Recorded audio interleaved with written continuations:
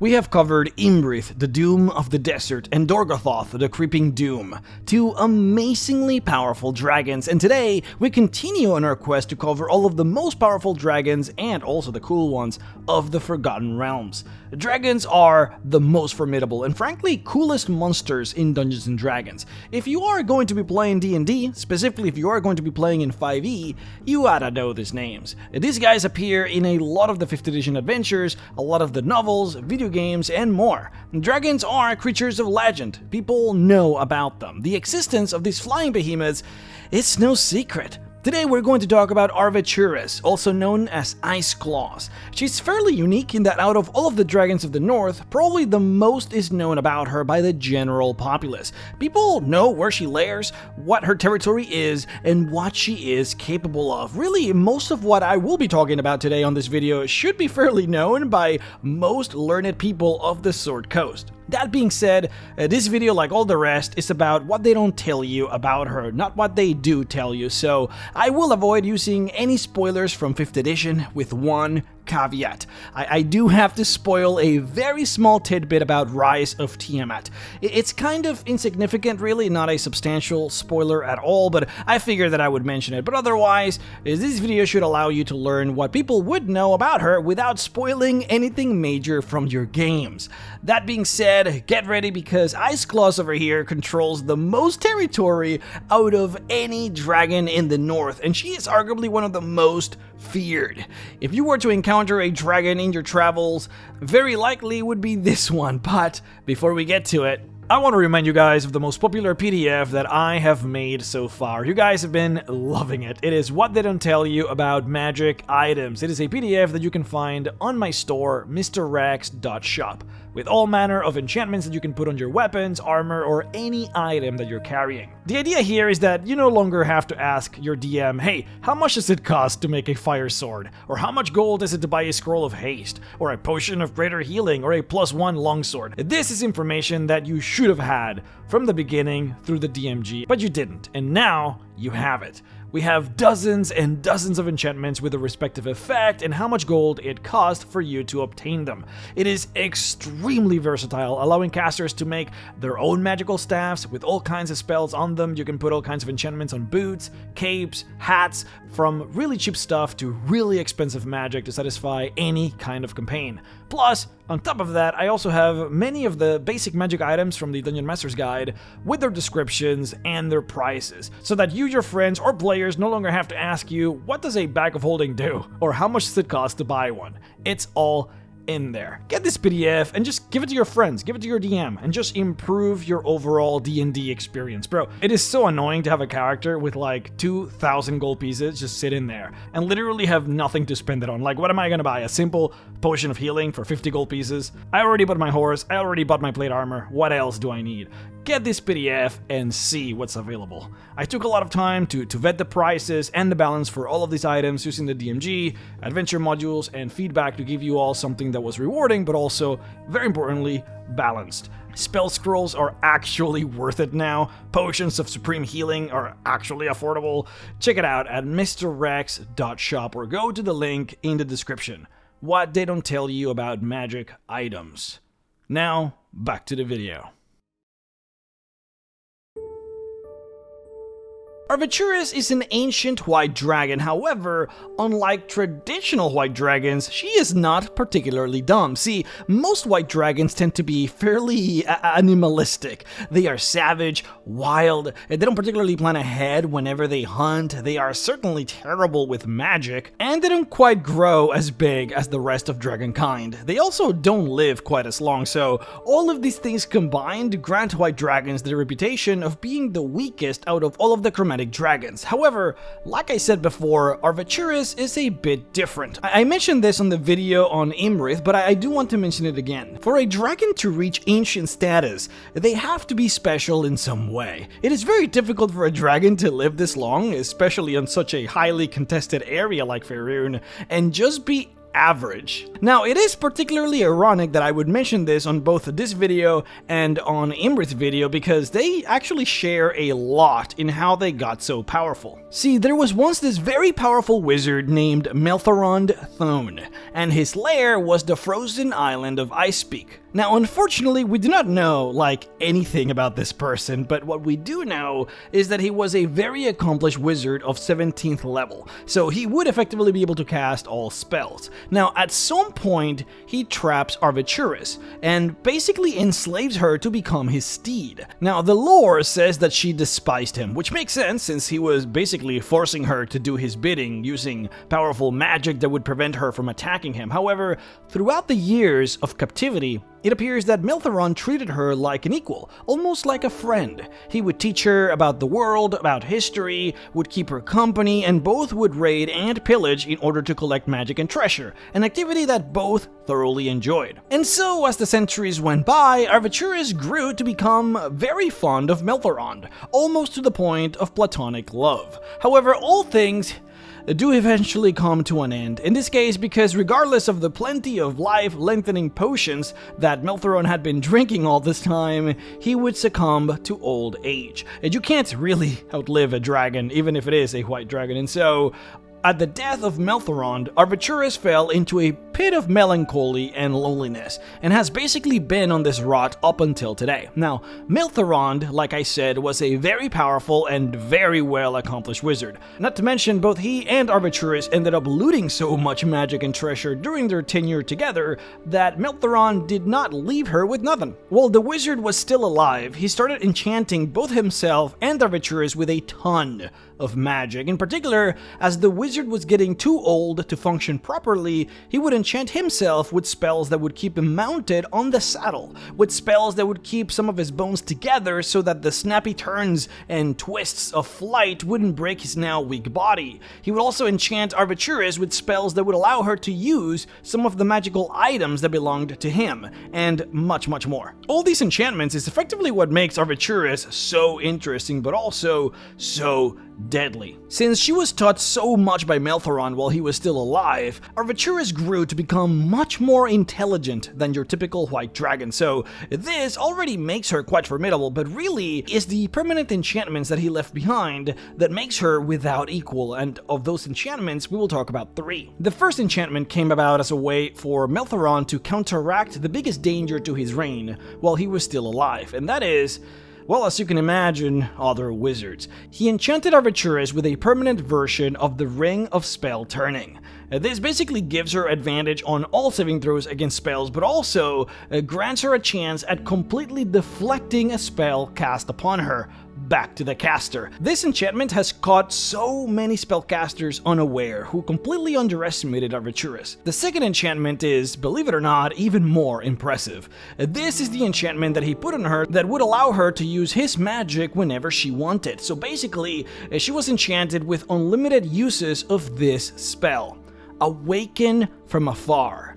Now, I haven't seen this spell anywhere else. I'm pretty sure it is unique to Arveiturace. It is a 5th level spell with a very simple effect, but in its simplicity lies a lot of power, so do not be duped. But basically what it does is it allows Arveiturace, as an action, to take control and use a single magic item that she can see. Now again, it sounds simple, but there is a lot of power here, so let's just unpack it a bit.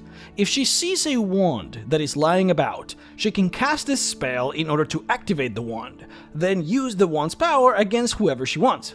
She doesn't need to be attuned to the wand to be able to use it. She doesn't need to know the wand's activation key or word in order to use it. And of course, very importantly, she doesn't need to be touching the wand to be able to use it. Now, there are some limitations. She can't do this onto a magic item that is currently being held. However, it is unclear to what degree held really means in this context. The lore specifies that she could, say, forcefully activate a wizard's wand if that wand was on the wizard's belt, for example. But she couldn't forcefully activate it if the wizard was holding the wand in his hands. But there are some questions on whether, for example, she could activate a magical clothing that is actively being worn. The lore doesn't really specify it to that degree. Now, the other restrictions are that she must be on the same plane of existence as the magic item, she must have at least some understanding of how the magic item is meant to work, and she must have touched that item at least once in her life. As long as these restrictions are followed and the item is not being directly held, she would have the ability to forcefully activate it and have it work for her. And so now the enchantment that has been put on her allows her to cast this spell as many times as she desires at will. She doesn't have to spend any spell slots or anything, she can just do it over and over again. Now, this spell is particularly cool because Melthorond left her a massive trove of magical items that she now has the ability to use whenever she wants. See, it's kind of funny because even though she is certainly more intelligent than your traditional white dragon, she still doesn't really have any proficiency in spell casting whatsoever. And she really doesn't know the first thing about magic or casting spells, but in spite of this, she has this massive trove of magical items that she can use expertly, all thanks to this enchantment. Now, the third and last important enchantment at play here has to do with a series of magical aids that Melthorond casted upon himself right as he was getting too old to move around. See, these spells made it easy for him when he was still alive to ride Arveiturace and keep his body intact in spite of any form of strong force. These spells have withstood the test of time in spite of the fact that the wizard is still dead. This is why, even though the wizard is long dead, his skeleton has survived destruction and still stays together. This enchantment might sound a bit trivial, but trust me, it kinda matters a lot. See, like we talked about it before, after his death, Arveiturace has been on this massive rot of loneliness and depression. She misses him quite dearly, and every once in a while she likes to pretend like he's still alive and keeping her company. She's not crazy now, and she obviously knows that he is dead, but she all the same does enjoy reliving those old memories with the skeleton and even enjoys going out into the world with the skeleton.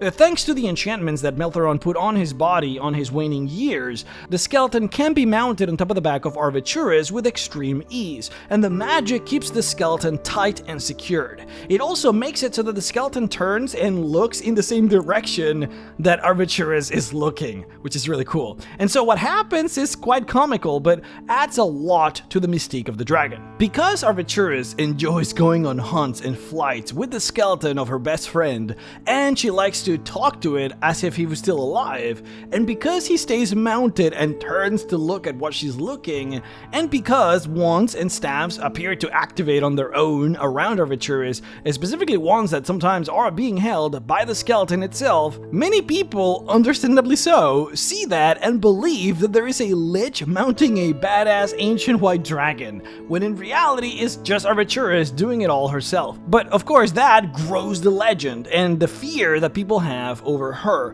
In fact, it has been stated in the lore that many opposing dragons have been fearful of attacking her thanks to this mistaken belief that she has this powerful lich companion that protects her. Now, that being said, she has been trying indeed to bring him back to life, but there are some pretty rough challenges for her to do this.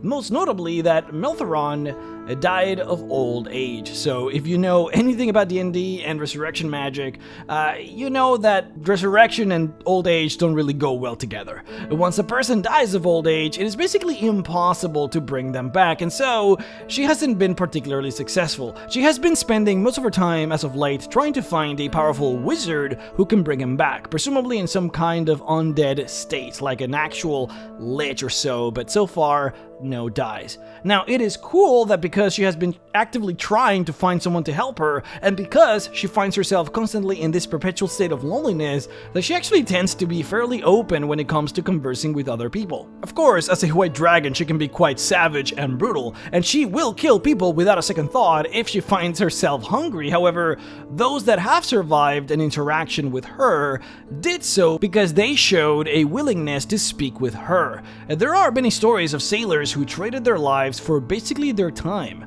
and so these people would be abducted and then taken over to Ice Peak in order to stay with the dragon for an extended period of time, sometimes even up to a month, where they would just talk to Arveiturace every single day. Provided that these people were polite, didn't attack her or try to steal anything from Melthorond, she would even go so far as to fly them back wherever they wanted. Now again, Do not mistake this for being kind. She is not kind. She's a white dragon, but she does have a soft spot for conversation and for those who can help her satiate that loneliness.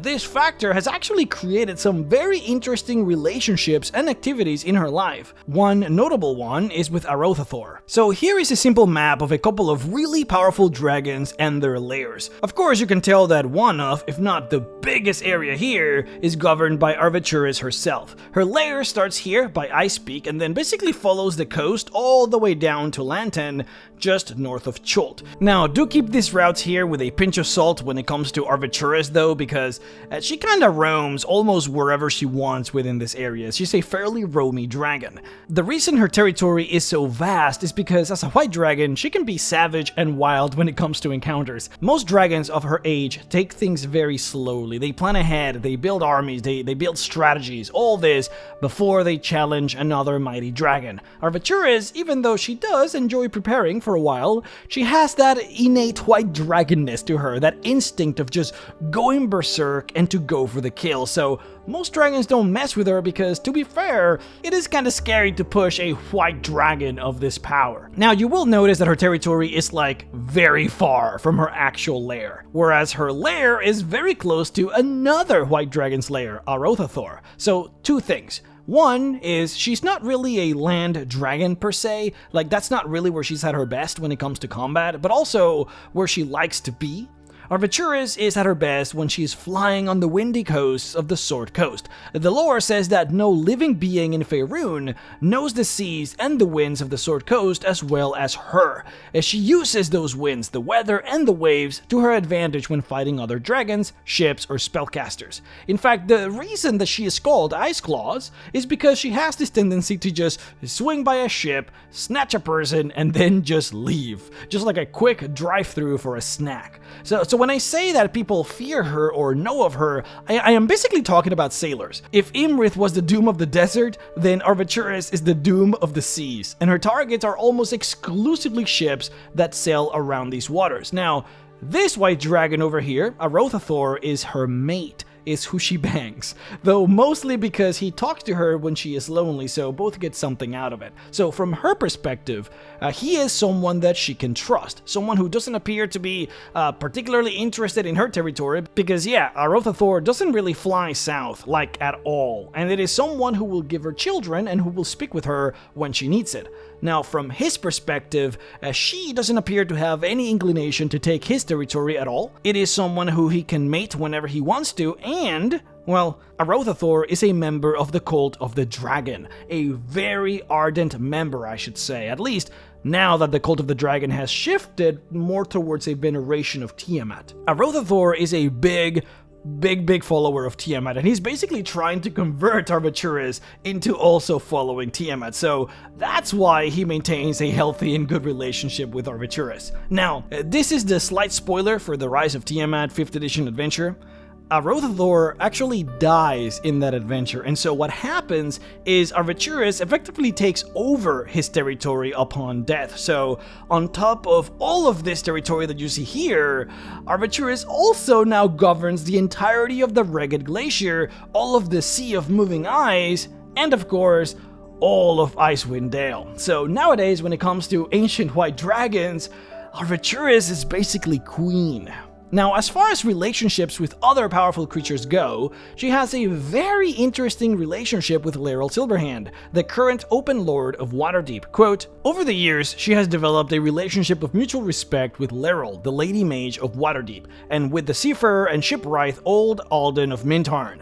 But the White Worm is spoken of with awe and fear in Candlekeep. She once heard from a captive that a certain sage of that establishment had written disparagingly of Miltharond. She arrived unannounced to tear the roof from the main building, snatch up the rioter, and set straight his views on the dead wizard. It is reported that less than a month later, Laeral of Waterdeep personally delivered a freshly printed tome from Candlekeep entitled The High History of the Mighty Mage Miltharond to the White Worm, and stayed with the dragon for more than a 10-day talking day and night through. She has refused to answer queries as to just what was discussed, but sailors have noticed that the White Worm now seems to turn a blind eye to vessels sailing near Waterdeep, end quote. There is also this incredible story that showcases the might of Arveiturace. Quote, besides her raid on Candlekeep and countless merchant ships, and her aerial battles with the Elves of Evermeet, the Flying Hunt of Nimbrel, and others, Arveiturace is famous for tearing apart a mid-air gate to other planes that opened uncomfortably close to her lair and disgorged some sort of flying ship and an aerial guard of no less than 12 young adult black dragons. The White Worm screamed a challenge and charged to the attack, destroying the ship, the gate, and every last dragon in a wild fray that lasted for most of the day, despite the hostile and quite spectacular spells of several wizards aboard the ship. Those accounts come from no lesser sources than Kelvin Arunson of Waterdeep, Alustriel of Silvery Moon, and several senior mages in the service of other members of the Lord's Alliance, who were all called upon by an odd agent wizard of the Alliance aboard the Lady of the Waves caravel out of Waterdeep. End quote. This story is wild. Arveiturace killed in a single long protracted battle 12 young adult black dragons and a flying ship with a ton of wizards on board. She is scary. Now, as far as her lair is concerned, the details are pretty sparse. The ice peak has kinda fallen into disrepair throughout the years, since the structure itself is not particularly sound. The snowy ice that makes up the mountain is very soft, and with the increasing power and growth of Arveiturace, the mountain has been slowly collapsing throughout the years. She was forced to do a lot of renovations in order to stabilize the structure, and she finds herself constantly suffering from collapses that she has to fix. But otherwise, we don't really know much. We do know the loot, however, because of course we do. As far as her hoard is concerned, we know she has around 26,000 gold pieces in coinage, a mouth-watering 70,500 gold pieces worth of gems, most of which are diamonds. Arveiturace loves diamonds, and she possesses this fabled diamond wall that is basically just like a crystal wall that is covered from floor to ceiling in gorgeous diamonds. And she also has 9,000 gold pieces worth of master-crafted weapons and armor, and then a bunch of art consisting of valuable statues and tapestries depicting elves being massacred that are worth around 22,000 gold pieces. It is worth noting that she fights elves all the time, since her domination of the waters around the Sword Coast basically has her territory right on the edge of Evermeet, which is the island nation of the elves, so they do fight a lot, so it makes sense. Now anyways, in terms of magic items, she has a +3 mithril shirt enchanted for silent movement, a +3 longsword, a crystal ball that she often uses to spy on people, a flesh golem and a stone golem manual, a rod that would allow one to use the empower metamagic on a spell they cast, a ring of protection, and a bunch of staffs and wands for her to use using her enchantment. She also has a couple of powerful golems that actively guard her lair and hoard. Now she also possesses this really interesting wand that summons countless unseen servants, like an infinite amount of them, which is what she uses to keep the place tidy. They also help her with menial work that is difficult for a massive dragon to do, in particular when she requires, for example, having the skeleton of Melthorond strapped up to her back, or when she wants him to be delicately dropped back on the lair. Quote, the White Worm seems to heal quickly and enjoy vibrant health and strength. It is unlikely that disease will claim her. Misadventure is always a peril, and Arveiturace's lonely existence could end abruptly at any time if she loses her latest battle. The Cult of the Dragon seems to be the greatest threat to her future.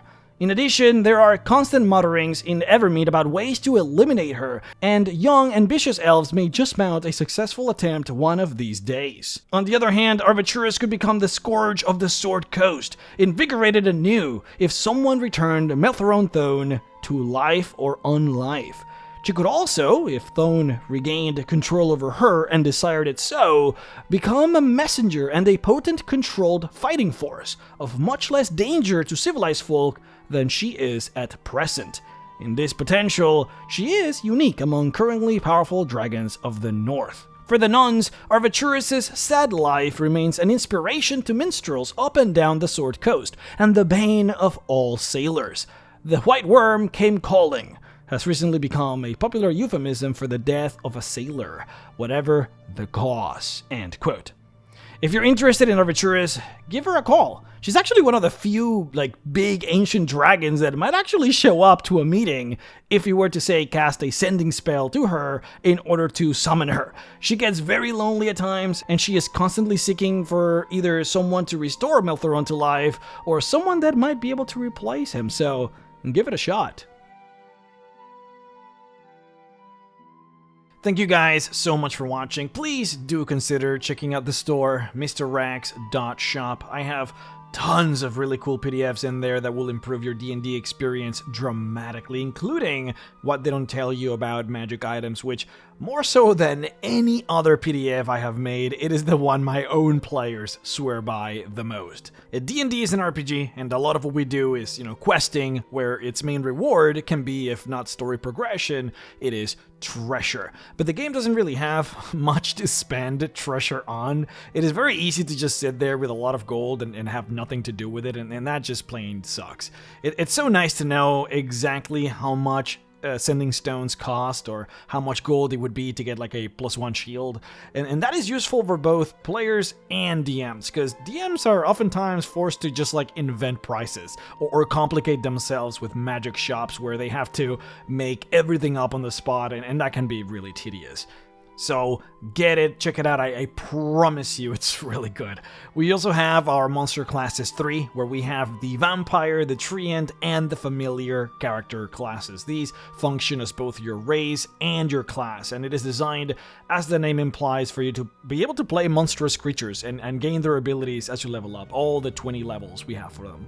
I would like to thank my Patreon supporters, Barry Maskand, 5e Magic Shop, Morgan Johnson, Rusty Rain, Dogfeeder, The Great Codini, Omega Scales, Terry Kolb, Falky951, Ordoric, Sabim Kurshap, Thomas Hunt, Soulless Rider, Stalia, Trev909, Trevor Hess, The Living Guild Pack, Shane and Sam Skinner, Steven, The Wizard's Vault, Naktor Rashura, Herbert Johnson, James the Perverted, Shoddycast, Jesse Feliciano, Lucas Cyrek, Creasy3, John Harley, Sir Ignatius Thunderblade, Warren Smith, Wyvern Claw 00, Merton Games, Loa, Falcon Scientist, Richard Sawyer, Mavrath, Master of Secrets, Lauren, Guy Broman, Spasak, Similar Sound, and Lee Sword for supporting me on Patreon at the $25 level. If you would like to support me as well, then please head on over to patreon.com/MrRex to support. Alright guys, thank you so much for watching, thank you so much for being here, check out the store, and I'll see you all next time.